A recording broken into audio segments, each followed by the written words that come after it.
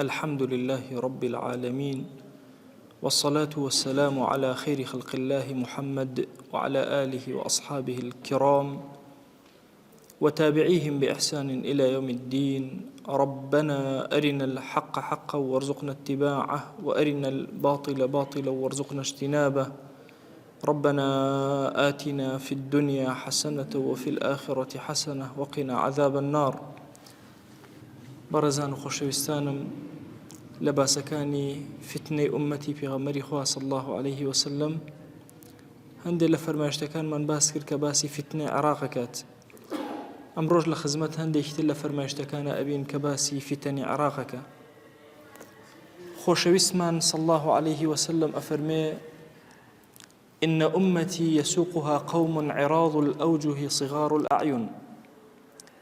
أمتكي من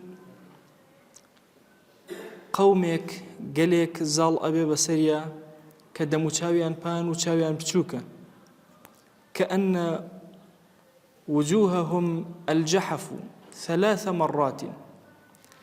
سێجار ئەم حاڵەتە دروست ئەبێ، واتە سێجار چاو بچووکە دەم و چاوپانەکان ئەم ئومەتە ڕائەکێشن و ڕائەماڵن، حتى يلحقوهم بجزيرة العرب، حتى وكوان لي أكن أن جنة جزيرة عرب.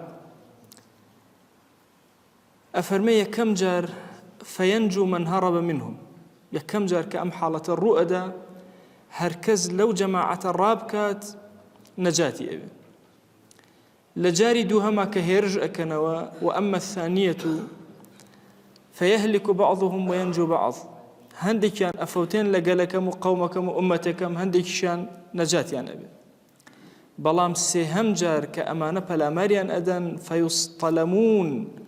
فيصطلمون كلهم من بقي منهم. ئەفەرمێ هەر کەسێک لەمانە لەم ئومەتەی من کەماوە لە ئەخیرە هەر هەمویان ئەفەوتێنن. عولەما ئەفەرمون باسی کوێ ئەکا ئەم شوێنە. بە پێی ڕوایەتەکانی تر و شڕاحی حەدیث هەمویان متفقن ئەم سێ حاڵەتە هەرسێکی لە عێراقا ڕوئەدا، واتە سێ جەنگی زۆر گەورە لە عێراقا ڕوئەدا. ئەم حاڵەتە کە چاویان بچووکە دەم و چاویان پانە وتوانە ئەمە تورکن و بەشێک لە مەغۆل، تەتار و مەغۆل لەگەڵ بەشێک لە تورک ئەم حاڵەتەیان هەیە. بۆیە پێغەمبەری خوا صلی الله عليه وسلم ئەفەرمێ سێ جار ئەم حاڵەتە بەسەر عێراقا ڕوئەدا. لە مێژووە تا ئێستا جارێک ڕوویداوە کە تەتار و مەغۆل هاتن و عێراقیان داگیر کرد و ئەو حاڵەتانە دروست بوو. دوو جارەکەی تر بۆیە عەرزم کردن لە دەرسی پێشوە ئەم ئەحادیثی فیتەنە کە باسە کرێ تەنها ئەوە نییە ڕوویدا بێ و ڕۆشت بێ، ئەگەری دووبارە بوونەوە چەند بارەی هەیە، چونکە لە هیچێکیانە بە تەحدید پێغەمبەری خوا صلی الله عليه و آله وسلم دیاری نەکردووە.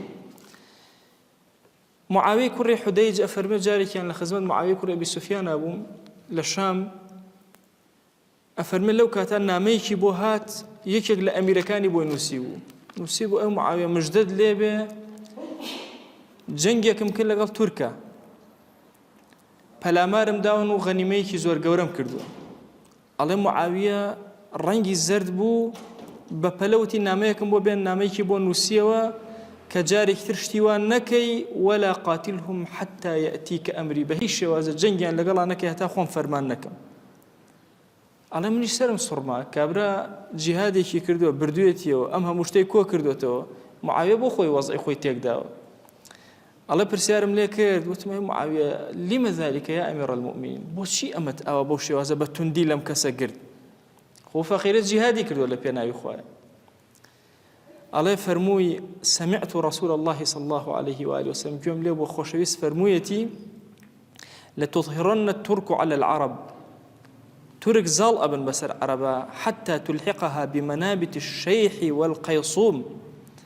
بشوازك عربا كان راء مالن لمنطقة عراق وشوينا برزايا كان بهيش شوازا نان هيلن أكون شوينا الصحرايا كان لبر أول زور ترسم هبو نموي رابي بلهم كجهاد كالقال أو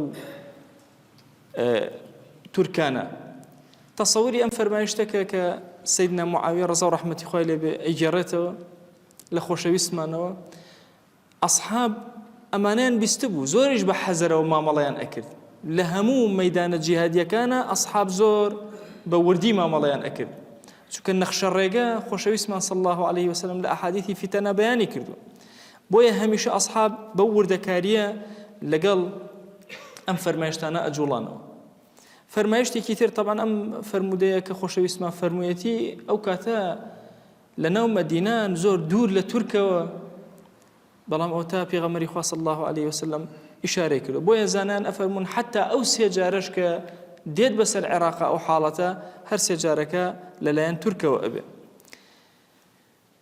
فەرمودەیەکی تری پێغەمبەری خۆشەویستمان صلی الله عليه وآله وسلم لە ئەحادیثی فتنە أفرمي لتنزلن طائفة من أمتي أرضا يقال لها البصرة أو البصيرة. أفرمي هندي لم قومي من لولاتك لشوينك للزويك نشتجي أبن يان بي أوتري بصرية بي أوتري بصيرة يكثر بها عددهم جماريان زور زور أبي ويكثر بها نخلهم دار خرمان زور زور أبي لو شارع. ثم يجيء بنو قنطوراء عراض الوجوه صغار العيون. بنو قنطوراء دين كالرواية كان ألين أجري هي ترق به ببير رواية كان يتر دمو شاي بانو شاي بشوك حتى ينزلون على جسر لهم يقال له دجلة حتى وكويانا سر جسرك كلا لم شارها يا بحرك وجسرك بيوتي دجلة. للرواياتك عليه خۆشەویستمان صلى الله عليه وآله وسلم فرمووی ئێستا لە پێش چاومە کە چۆنیانە سەر ئەم جیسرە و لە پەنای ئەم جیسرە ئەوەستن. فيتفرق المسلمون 3 فرق. ئیمانداران لەو ڕۆژە بنە 3 بەشەوە. أما فرقة فيأخذون بإذناب البقر وتلحق بالبادية وهلكت. یەکێکیان مەجموعەیەکیان بە پەلە خۆیان ئەپێچنەوە ئەنەون لە وشترە و مەڕووماڵاتی خۆیان و ڕوئەکەنە بیابان أفرمي أوانا بهلاكاتون.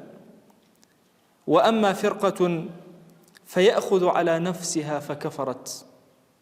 فرقي دوهم دسكري بكلا يخوي باني بابو شوازة كافر بن بس بو إليه بمنه. أفرمي أمدو فرقة هردو كتياتون تنها فرقي كان أميني. أفرمي وأما فرقة فيجعلون عيالهم خلف ظهرهم خلف ظهورهم. أفرمي مالو منالي خوان لبشتي خوان دائنين ويقاتلون فقتلاهم شهداء ويفتح الله على بقيتها. أفرمي مالو منالي خوان لبشتي خوان دائنين ولا بيناي خوات جنگكن هشكز لويا الشهيد بكجري والشهيدة وخواي قورا أو بقية كمان كأمين النصرتين أداتيو ظاليان أكا بسر أم دجمنيانا كرويتيا كردو.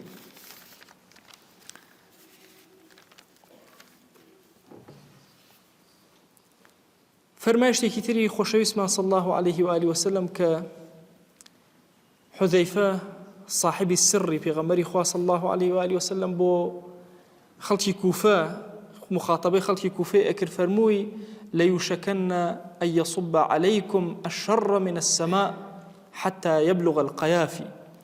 فەرمووی نزیکە کە شەڕی ئاسمان هەمووی بەسەرتانە دابارێ هەتاوەکو ئەگاتە قەیافی. وتیان قەیافی چییە ئەی حذەیفە تێناگەین؟ فەرمووی بریتە لەو زەویە سەحراویەی کە دوورە لە شوێنی خۆتانەوە دوورە لە ئێوە.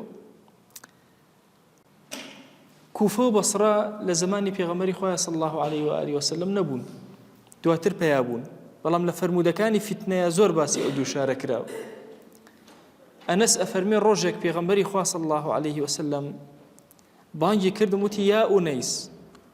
ئەنەسە بچووکە کە طبعا ئەنەس ڕەزا و ڕەحمەتی خوای لێبێ مەشهورە كعمري 8 ساڵانە یەتە خزمەت پێغەمبەری خوا صلی الله عليه وسلم بۆ خزمەتکردن. عمری 8 ساڵە دایکی ئەهێنەیە هەیکاتە خزمەتکار، هیچ ئیشێکی بۆ نەماوەتەوە چی بکە؟ هەموو ئیشەکان ئەسحاب گرتویان. ئەفەرمی هیچ ئیشێکم بۆ نەماوە تەنها خزمەتی پێڵاوەکانی پێغەمبەری خوا نەبێ صلی الله عليه وآله وسلم. لەکوێ دائەنا ئەچووم ڕێکم ئەکرد تەرتیبم ئەکرد، هەندێک جار هەڵم ئەگرت و دوای بۆم دائەنایەوە. بۆیە پێوترێ خادم نعال رسول الله صلى الله عليه وسلم، خزمەتکاری نعلەکانی پێغەمبەریان صلى الله عليه وسلم. هەندێک ڕیوایەتی زۆر تایبەتی هەیە تایبەت لەگەڵ پێغەمبەری خوایە صلى الله عليه وسلم. یەکێک لە ڕیوایەت تایبەتەکانی ئەم ڕیوایەتە. ئەفەرمێ ئونەیس ئەفەرمێ ئاوا چاوی بەرز کردەوە فەرمووی إن الناس يمصرون أمصارا. ئەم ئومەتەی پێغەمبەری خوا ئەم موسڵمانانە چەندین شار چەندین شوێنی گەورە گەورە ئاوەدان ئەکەنەوە. وإن مصرا يقال لها البصرة أو البصيرة يكيك لو شوێنانەی کە ترتیبی ئەکەن و چاکی ئەکەن پێوترێ بەسڕە یا بوصيرة.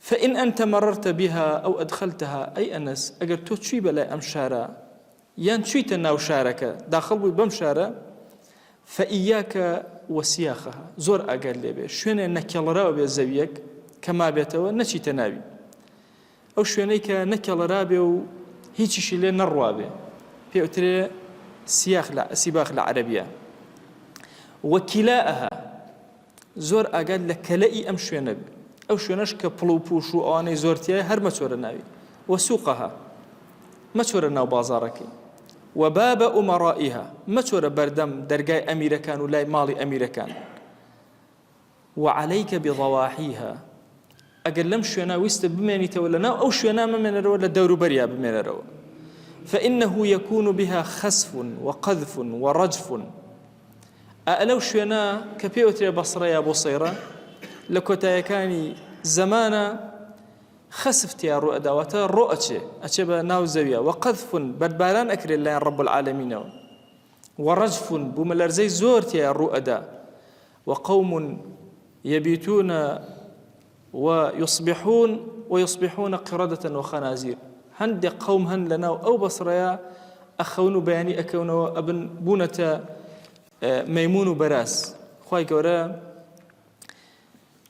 گۆڕیونی مەسخی کردوونەتەوە لە ئینسانەوە بۆ شتێکی تر ئەم فەرمودەیەش کە ئەنەس ئەیگەڕێتەوە فەرمێ ئەنەس کاتێکەوە نزیک ئەکەوتەوە بە هیچ شێوازێ نەئەچووە ناو بەسڕە خۆشەویستمان صلی الله عليه وآله وسلم ئامۆژگاری کردو و پێی فەرموو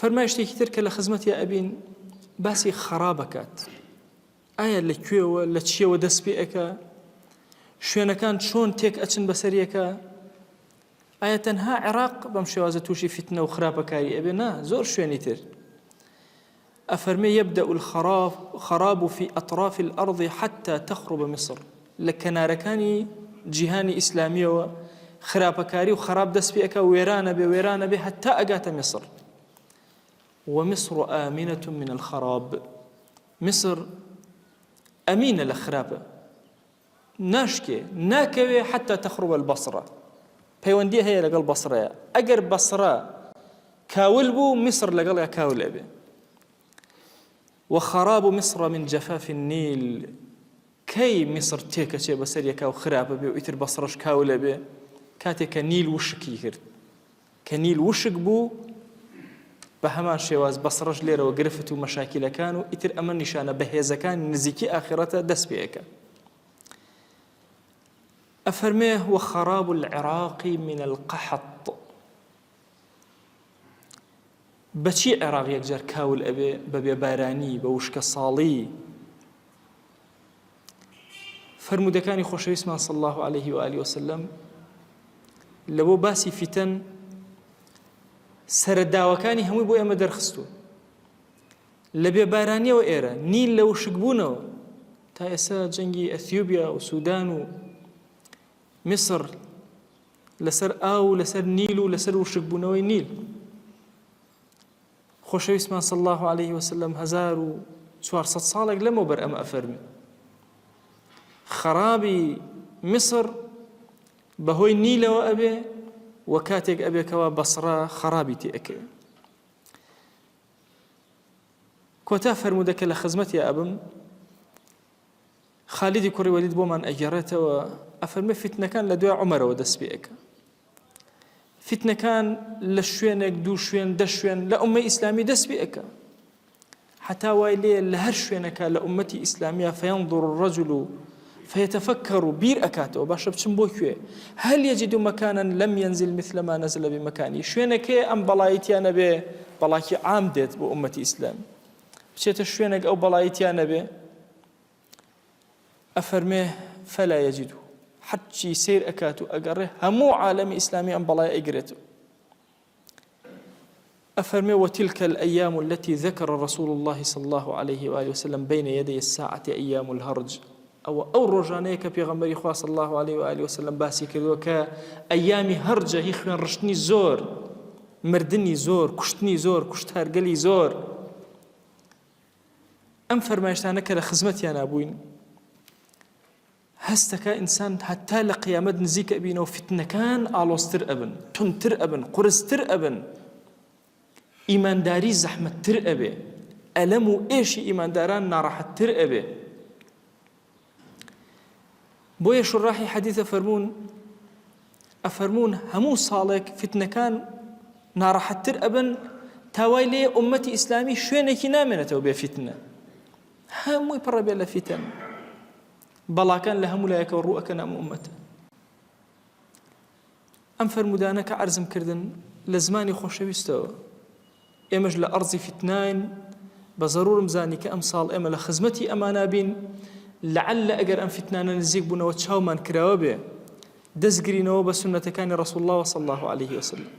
من زۆر چێژم لەو فەرمایشتەی معاویە بینی کە لە زمانی خۆیان لە بەردەم فەرمودەیەکی ڕەسوڵ الله صلی الله عليه وسلم زۆر تووڕە ئەبێ کە فەرموویەتی جەنگ تورک زاڵ ئەبێ بەسەر عەرەبە، خەمی ئەوەیەتی نەبادە ئەو حاڵەتە بێ. ئەی ئێمە ئێستا ئەم وشانە هەر هەمووی ئەبینین کێ ئەڵێ ئەم حاڵەتەی ئێمە نییە کە ئێمەی تێین. خۆ وەکو ئیبن کەثیر ئەفەرمێ ڕەزا و ڕەحمەتی خوای لێ لە بیدایە و نیهایەکە، وا تەسەور نەکەین زەمن زۆری ماوە بۆی بگەوینە ناو ئەم فتنانە. ئەفەرمە جاری وا هەیە چەندین فتنی گەورە لە شەو ڕۆژێکە ڕوئەدا، تاوای لێ ئینسان شەو موسڵمانە بەیانی کافر بووە، کافرە موسڵمان بووە، ئەوەندە فتنەکان بە قووەت و بە سەریعی دێ.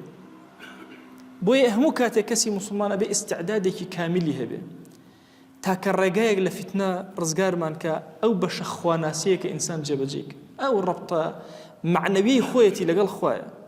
ئێمە بە ظاهیر هەومان نوێژەکەین، بە ڕۆژوو ئەبین، ئەهلی دینین، ڕەبتی تۆ چەندێکە لەگەڵ خوایە، سیڕی تۆ چەندێکە لەگەڵ خوایە، چەندێک ڕازگۆی لە دڵتا لەگەڵ خوایە. ظاهیر هیچ نییە، ئێمە لە ظاهیر لەگەڵ یەکترە وا پیشان بدەن کە کەسی دیندارین و خواناسین و ئیماندار، خۆ ئێمە لەگەڵ یەکترا گوناه ناکەین. کاتێک کە لە کاتی سری خۆتە کەس ئاگای لێ نییە، ئەم کاتە تۆ بەچی سەرفەکەی، بەچی خەریکی خواناسیت تا لە فتنە ئەمین بی. بۆیە لە فەرمایشتەکانی پێغەمبەری خۆی صلی الله عليه وسلم لە ئاخری زەمانە کێ براوە ئەبێ، حتا کە محەممەدی مەهدی دێت کێن ئەوانەی کە براون، ئەو کەسانن کە عوبادێکی ڕاستەقینن لە سوچ و کنجوڕەکانی زەویە خەریکی عەبدایەتین، تەنها ئەوانە کە ڕەبتێکی قایمیان لەگەڵ خۆیان هەیە ئەبنە جێشی مەهدی و ئامادەگی و ئامادە باشیان ئەبێ. بۆیە خۆشەویستانم ئێمە لە فتنە هەموو ساڵێک نزیکتر ئەبینەوە، بەرەو کۆتایەکانی ژیان هەنگاو ئەنین. ئێمە ئیماندار ئەم عومرەی کە خوا پێ عەتا کردوین عمری ئینتیزار نییە چاوەڕێکەن هەتا فتنەکان بێن، عمری ئیشە، ئیش. کەلیمەیەکم زۆر بەلاوە جوانە کە ئیخوانەکان وەختی خۆی کردویانە شیعاری خۆیان زۆر گەورە بوو، ئەیانوو لا ڕاحەتە ئیلا فی التەعەب، ئیسراحەت نییە لە پاڵدانەوە و ڕاکشانە، ئیسراحەت لە ماندووبوونایە. بەخوا هەتا ماندووبی زیاتر ئیسراحەت زیاترێک. لە نوێژە خۆت مانووکە، لە ڕۆژوە خۆت مانووکە، دینداریت قایم بێ ساغ بە ساغ لەگەڵ خوا. ساغبوون لەگەڵ خوایە ئەمە نییە، ینی من بە خۆم بڵێم کوڕە خۆ من ساغم لەگەڵ خوایە، نا بزانە دڵت چۆنە لەگەڵ خوایە، واللهی دڵت چۆنە لەگەڵ خوایە، خوا ئاوایە لەگەڵ تۆی.